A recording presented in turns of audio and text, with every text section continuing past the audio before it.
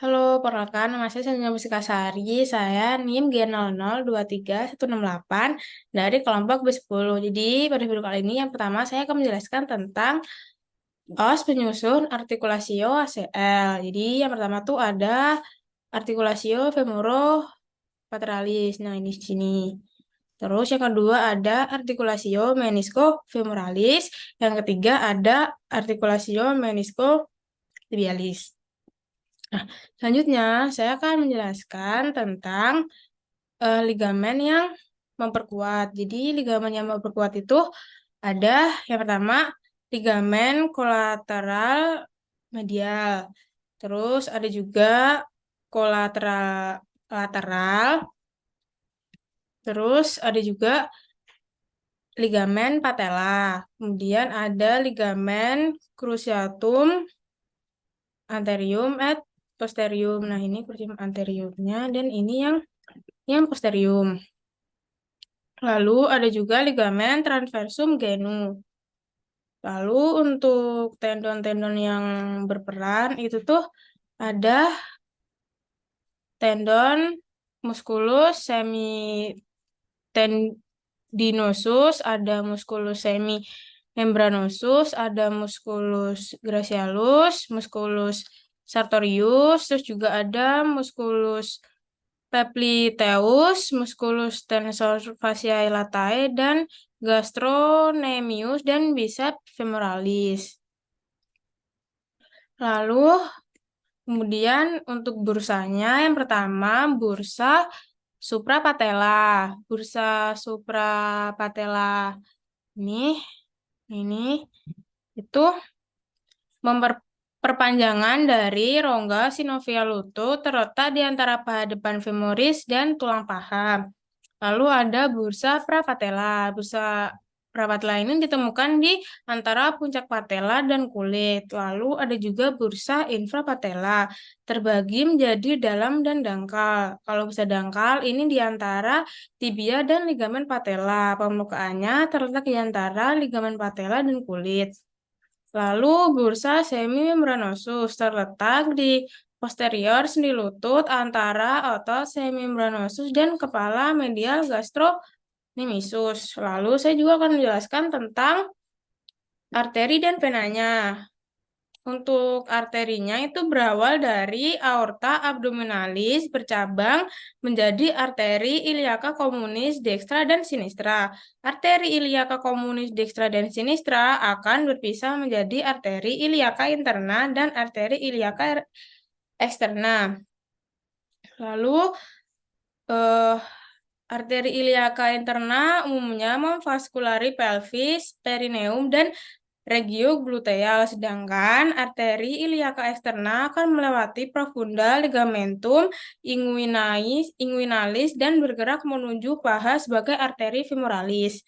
Lalu arteri femoralis berlanjut menjadi arteri femoralis profunda, kemudian menurun melewati hiatus abductorius dan berubah menjadi arteri poplitea di posterior lutut.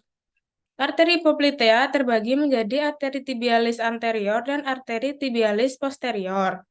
Arteri tibialis posterior mengalirkan darah menuju arteri fibularis brevis dan masuk ke telapak kaki, dan terus berlanjut ke dorsum kaki sebagai arteri dorsalis pedis. Nah, untuk venanya ini dari bawah, dari bagian dorsum kaki mengalir ke atas melalui jantung melalui dua jalur yaitu superficial dan profunda.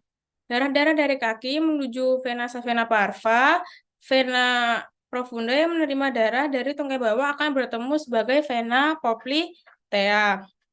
Lalu vena genicularis merupakan muara dari vena-vena yang beranastomosis di sekitar persendian lutut. Vena ini akan mengalir bersama vena poplitea menuju vena femoralis. Lalu vena savena magna mengalir di medial tungkai bawah dan membentuk koneksi dengan vena profunda pada bagian kaki.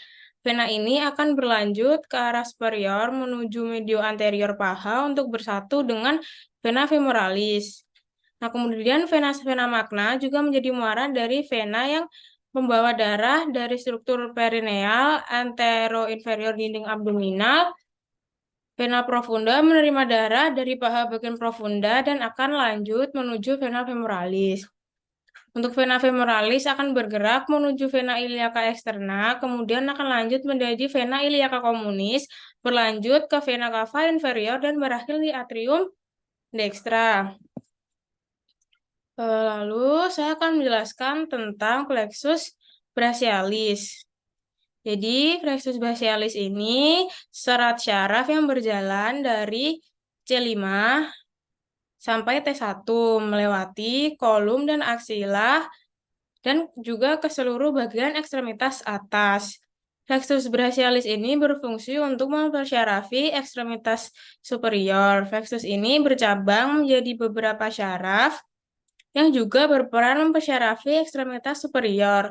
Meski tiap syaraf memiliki daerah persyarafan yang berbeda pula. Nah, lalu untuk perjalanan plexus brachialis hingga plexus nervi itu dibagi menjadi dua, pars subscapularis dan pars infraclavicularis. Anterior itu jadi 3 truncus. Truncus primer di atas klavikula, truncus superior medialis, kalau inferior menjadi pars subscapularis. Lalu nervus yang keluar dari plexus brachialis itu yang pertama ada nervus thoracalis longus, lalu ada juga nervus axillaris, nervus radialis, nervus musculocutaneus, dan nervus medianus. Ada juga nervus ulnaris. Nah, untuk fungsi motoriknya, muskulinya itu muskuli yang diinervasi dari nervus yang keluar dari plexus brachialis itu ada nervus thoracalis longus, serabut anterior, terus untuk nervus axillaris, articulus glenohumeri, teres minor, dan deltoideus. Untuk nervus radialis itu ada otot-otot kompartementum posterior dari brachium dan antebrachium. Lalu untuk nervus medianus itu otot-otot kompartementum anterior dari antebrachium. Untuk nervus ulnaris itu flexor carpi ulnaris dan setengah badan ulnar digitorum profundus. Nah, untuk muskulus penyusun regiodorsumnya itu ada yang pertama musculus trapezius, itu origonya protuberancia occipitalis externa. Insertionya clavicula, spina scapula, dan acromion menginervasi nervus accessorius. Lalu musculus latissimus dorsi itu ada spinosum, spina iliaca, dan 4 koste bagian bawah.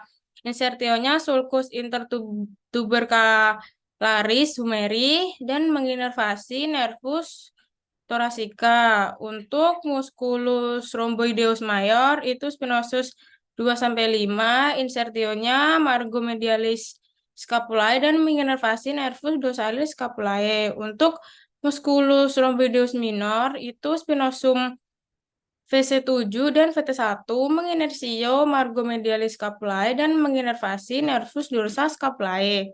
Lalu untuk musculus levator scapulae itu origo transversius, inervasionya margomedialis scapulae dan menginervasi nervus dorsalis scapulae. Nah, lalu saya juga akan menjelaskan tentang wing scapula.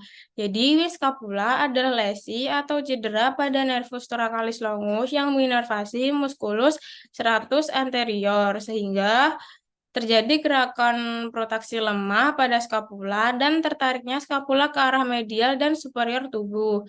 Lalu skapula akan terlihat menonjol dari belakang seperti pada gambar ini dan juga skapula seperti sayap. Makanya namanya wing scapula. Gejalanya itu ada nyeri, penurunan kekuatan, dan gangguan rentang refleks pada gerak fleksi dan juga tidak bisa mengangkat lengan. Wing scapula ini sering terjadi pada atlet-atlet muda, pada cabang olahraga panahan, dan juga angkat beban. Pemeriksaan fisiknya dilakukan yaitu dengan fleksi lengan dan gerakan push up ke dinding yang apabila positif akan menghasilkan penonjolan skapula ke bagian medial superior. Untuk treatmentnya itu ada yang bedah dan non bedah. Yang pertama non bedah itu diobservasi 6 sampai 2 tahun dan terapi fisik ringan. Untuk bedah dengan muscle transfer memotong musculus pectoralis mayor dan dipindahkan ke musculus serratus anterior dan memindahkan kepala sternum musculus pectoralis mayor ke batas inferior. Jadi sekian video dari saya. Terima kasih.